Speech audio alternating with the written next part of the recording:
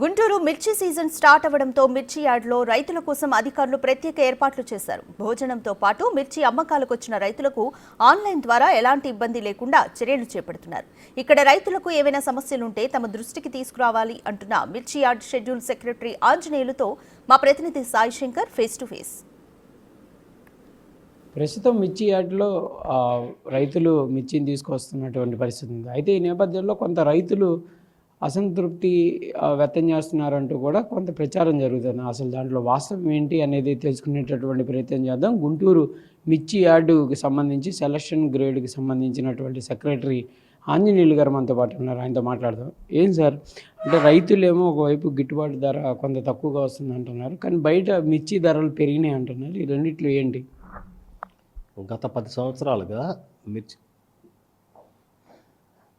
Good morning అండి, రైతులందరికీ స్వాగతం. రైతులకు విజ్ఞప్తి, గత 10 సంవత్సరాలుగా మిర్చి రేట్లు 12,000 నుంచి 15,000 రూపాయలు మాత్రం నడుస్తూ ఉంది. మధ్యలో 2022, 23, 23, 24 2 సంవత్సరాలు మాత్రం ధరలు బాగా హైక్కి వెళ్ళిపోయి 20,000 నుంచి 26,000 దాకా ధర పలికింది. దానికి కారణం అప్పుడు మిర్చి పంట నల్లదోమ రావటం, దీని కారణంగా ఉత్పత్తి తగ్గిందని ఒక క్రియేషన్ చేశారు. కానీ ఉత్పత్తి ఏం తగ్గలేదు, బాగానే వచ్చింది. అయినా కానీ అపోహల వల్ల మిర్చి పంట తగ్గుతుందన్న ఉద్దేశంతో పెద్ద రైతులు కానీ, బ్రోకర్లు కానీ, లేకపోతే వ్యాపారులు కానీ విపరీతంగా దాని ధరలు పెంచేసి కొని స్టాక్ పెట్టున్నారు. అట్లా గత 2 సంవత్సరాలుగా జరిగింది.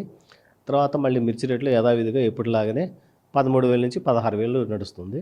ప్రస్తుతం మార్కెట్ కూడా ఆ విధంగానే స్టడీగానే ఉంది.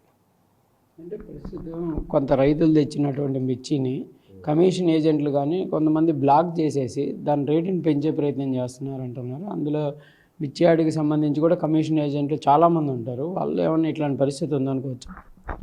అలాంటిది రైతుల నుంచి అయితే ఇప్పటి వరకు మాకు ఎలాంటి ఫిర్యాదులు కానీ, లేకపోతే వాళ్ళు మమ్మల్ని కలిసి వాళ్ళ సమస్యలు చెప్పడం కానీ జరగలేదు. సరే, ఈ మధ్యకాలంలో ఒక లారీ డ్రైవర్ సూసైడ్ వీడియో కూడా కలకలం సృష్టించింది.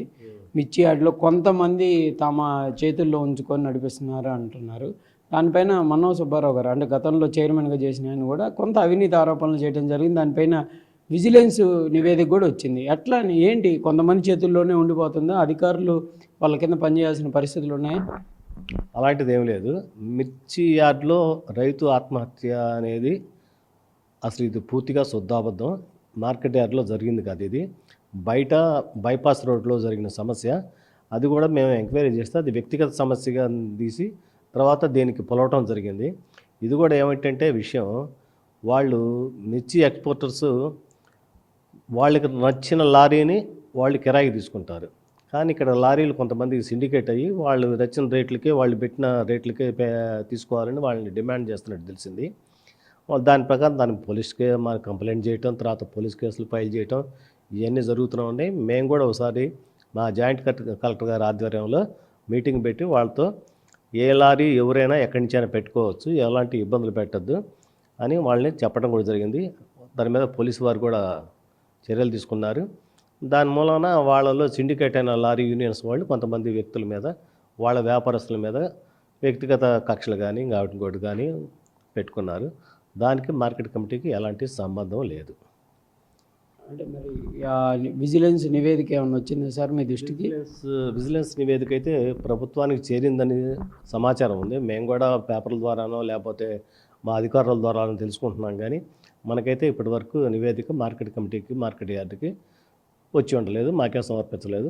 ఆ నివేదికలో ఏమున్నదో కూడా మాకు తెలియదు. రాజకీయ నాయకులు కొంతమంది గతంలో ఉన్న ప్రభుత్వంలో వాళ్ళు ఒత్తిడి చేస్తున్నారు అధికారుల పైన, కొంతమంది ప్రచారం చేస్తున్నారు. అది ఉందా ఇంకా అలాంటి పద్ధతి? లేదు. మా మీద అయితే, మా మార్కెట్ యార్డ్ నా మీద కానీ, మా మార్కెట్ యార్డ్ సిబ్బంది మీద కానీ ఇప్పటివరకు అలాంటిది ఏం లేదు. సాఫీగా నడిచిపోతుంది, ఇబ్బంది ఏం లేదు. మా రూల్స్ ప్రకారం, మా చట్ట ప్రకారం మేము మా కార్యక్రమాలు, మా విధులు బాధ్యతాయుతంగానే చేస్తున్నాం.